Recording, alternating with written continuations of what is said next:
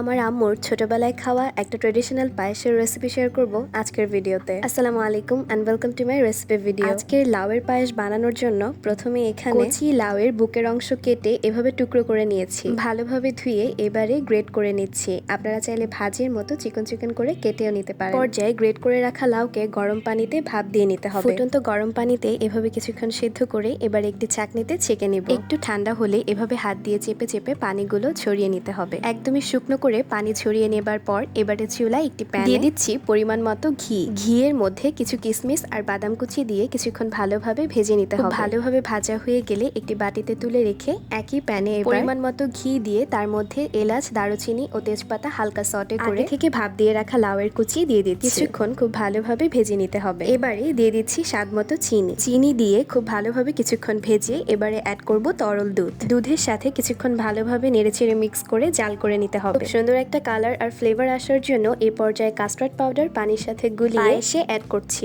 তবে এটা সম্পূর্ণ অপশনাল, আপনারা চাইলে স্কিপ করতে পারেন। এখন জাল করার পর আমাদের পায়েসটি এরকম হয়ে এসেছে। চুলা থেকে নামিয়ে শুরুতেই ভেজে রাখা কিশমিশ আর বাদাম কুচি দিয়ে ডেকোরেট করে নিয়েছি। এই তো তৈরি হয়ে গেল খুবই মজার লাউয়ের পায়েস। আপনারাও চাইলে বাসায় ট্রাই করে দেখতে পারেন। এখানেই শেষ করছি আমার আজকের রেসিপি ভিডিওটি কেমন লাগলো অবশ্যই জানাবেন। ধন্যবাদ সবাইকে। আল্লাহ হাফেজ।